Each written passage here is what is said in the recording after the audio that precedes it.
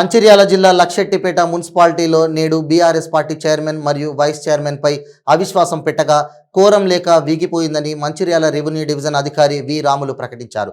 ఆయన తెలిపిన వివరాల ప్రకారం లక్షెట్టిపేట పురపాలక సంఘంలోని కాంగ్రెస్ పార్టీ కౌన్సిలర్స్ ప్రస్తుత chairman Nalumas Kantaiah, vice chairman Podeti శ్రీనుపై అవిశ్వాసం పెట్టాలని కలెక్టర్కు వినతిపత్రం అందజేశారు.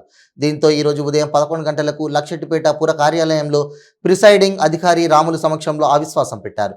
దీంతో ఈరోజు అవిశ్వాస సమావేశానికి హాజరు కావాలని కౌన్సిలర్లకు నోటీసులు అందాయి. పురపాలికలో మొత్తం 15 మంది కౌన్సిలర్లు ఉన్నారు. గత ఎన్నికల్లో బీఆర్ఎస్ పార్టీ 9 వార్డులు, కాంగ్రెస్ పార్టీ 5 వార్డులు, ఒక ఇండిపెండెంట్ అభ్యర్థి గెలుపొందారు. మొత్తానికి కాంగ్రెస్ వారి వద్ద 9 మంది, బీఆర్ఎస్ వద్ద 6 కౌన్సిలర్లు ఉండగా కోరానికి 3/4 వంతు సరిపడే కౌన్సిలర్స్ కాంగ్రెస్ పార్టీకి లేక ఎవరూ అవిశ్వాసంలో పాల్గొనలేదు. దీంతో చైర్మన్ మరియు వైస్ చైర్మన్పై ప్రవేశపెట్టిన అవిశ్వాసం తీర్మానం వీగిపోయినట్లు ప్రకటించారు.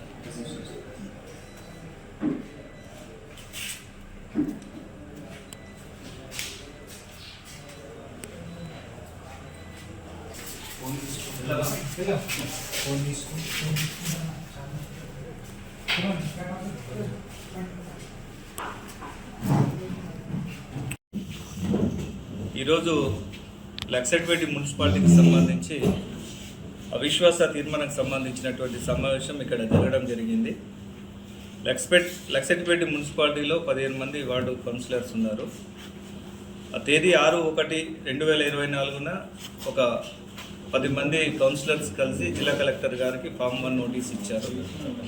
మేము చైర్మన్ నల్మాస్ కాంతయ్య గారు, అట్లాగా వైస్ చైర్మన్ కోటేటి శ్రీనివాస్ గౌడ్ల మీద అవిశ్వాస తీర్మానం ఇస్తున్నాము అని చెప్పేసి ఫామ్ 1 నోటీస్లో కలెక్టర్ గారికి వినతి పత్రం ఇచ్చారు. దాన్ని ఆధారం చేసుకొని జిల్లా కలెక్టర్ గారు 12వ తేదీ రోజు ఫామ్ 1 నోటీసు వాళ్ళందరికీ కూడా సర్వ్ చేశారు. అట్లా సర్వ్ చేసినటువంటి కాపీలన్నీ కూడా వారికి అందజేసిన అనంతరము కమిషనర్ గారికి, అదేవిధంగా ఈ యొక్క సమావేశం నిర్వహించమని చెప్పేసి ఒక ప్రిసైడింగ్ ఆఫీసర్గా ఆర్డీఓ మంచిర్యాల నన్ను నిర్వహించమని చెప్పేసి ఆదేశాలు జారీ చేసి ఉన్నారు. ఆ సమావేశం ఈరోజు అంటే ఫిబ్రవరి 3వ తేదీ నిర్వహించమని చెప్పేసి ఆదేశాలు ఉన్నాయి. అందుకు అనుగుణంగా ఈరోజు మనం ఈ యొక్క సమావేశం ఏర్పాటు చేసినాము. సమావేశం అనేటువంటిది కోరం ఉన్నట్లయితే సమావేశం ప్రారంభించబడుతుంది. కోరం అనగా సభ్యులలో, మొత్తం సభ్యులలో 2/3 వంతు మంది సభ్యులు ఉండాలి. అంటే 15 మంది సభ్యులలో 2/3 వంతు అంటే 10 మంది సభ్యులు ఉన్నట్లయితే ఈ యొక్క అవిశ్వాస తీర్మాన సమావేశము ప్రారంభించబడుతుంది. కానీ చైర్మన్కి సంబంధించి మనం 11 గంటలకు సమావేశం ప్రారంభిస్తే కోరం లేదు. తిరిగి దానిని 3:30 గంటలకు వాయిదా వేయడం జరిగింది. అదేవిధంగా వైస్ చైర్మన్కి సంబంధించి మనం 12:30 గంటలకు సమావేశం ప్రారంభించాము. అప్పుడు కూడా కోరం లేదు. మళ్ళీ తిరిగి దానిని 4 గంటలకు వాయిదా వేయడం జరిగింది. సో మళ్ళీ తిరిగి 3:30కు చైర్మన్కి సంబంధించినటువంటి అవిశ్వాస తీర్మానం ప్రారంభిస్తే అప్పుడు కూడా కోరం అనేటువంటి లేదు, సభ్యులు ఎవరు కూడా హాజరు కాలేదు. తదనంతరం 4 గంటలకు కూడా మళ్ళీ సమావేశం వైస్ చైర్మన్ గారికి సంబంధించి చూస్తే అక్కడ కూడా ఎవరు సభ్యులు హాజరు కాలేదు, కోరం కూడా లేదు. కాబట్టి కోరం లేని కారణంగా సభ్యులు హాజరు కానందున ఈ యొక్క అవిశ్వాస తీర్మానం అనేటువంటిది వీగిపోయిందన్నట్టుగా అధికారికంగా ప్రకటించడం జరుగుతుంది.